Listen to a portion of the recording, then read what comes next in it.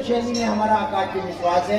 ऐसे हम बड़े सौभाग्यशाली हैं। और यहाँ तो हमारा आपका सबका सौभाग्य है, भले यहाँ जन्म हुआ हो, भले यहाँ जाबालीपुरम में जन्म ना भी हुआ हो, लेकिन घूम फिर करके जो भी कारण बना हो, हम नर्मदा जी के पावन कुंड में बैठे हुए हैं। इसलिए हम सब नर्मदा भक्त बैठे हुए हैं। मैं आप सबका हृदय से अभिनंदन करता हूँ। इससे भी बड़ा सौभाग्य है कि हमारे बीच में समय समय पर संत महापुरुष आते रहते हैं, साधक गण आते रहते हैं। हम किसी की साधना से प्रभावित होते हैं तो साधना की ऊर्जा हमारे जीवन में एक नई ऊर्जा पैदा होती है। कहीं कहीं हम बड़े बड़े संत महापुरुषों के समीप जाकर के उनके प्रवचन श्रवण करते हैं, उनके मुख से कथा श्रवण करते हैं। और अधिकांश संस्कारधारी की ये विशेषता है कि हम नर्मदा पुराण सुनने के अभ्यस्त हो गए।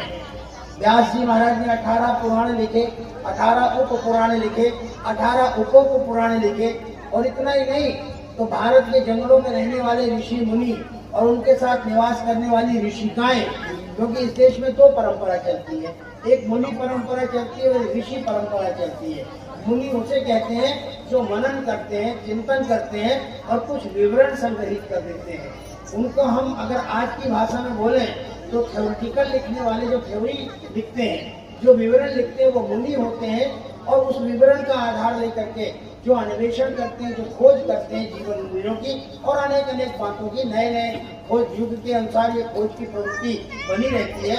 आज का युग सैटेलाइट का युग है, आज का युग ग्लोबलाइजेशन का युग है, आज का युग भौतिक विज्ञान का युग है। इसलिए आज के ऋषि, उनको हम अंग्रेजी में साइंटिस्ट कहते हैं। पुराने जमाने में 2000 साल पहले अंग्रेजी भाषा नहीं होती थी तो क्या उस समय साइंटिस्ट नहीं होते थे? जब अंग्रेजी भाषा नहीं चलती थी तो क्या उस समय थ्योरिटिकल लिखने वाले लोग नहीं होते थे? होते थे, पर उनकी शब्दावली संस्कृत भाषा में होती थी। इसलिए जो थ्योरी लिखने वाले उनको मुनि कहते थे, और जो प्रैक्टिकल करते थे, जो अन्वेषण करते थे, जीवन मूल्य खोजते थे और समाज को देते थे, उनको हम ऋषि कहते थे। इसलिए भारतवर्ष की परंपरा मुनियों की परंपरा है, भारतवर्ष की परंपरा ऋषियों की परंपरा है। और हम जितने सब लोग यहाँ बैठे हुए हैं, अपने हृदय में हाथ रख करके विचार करना।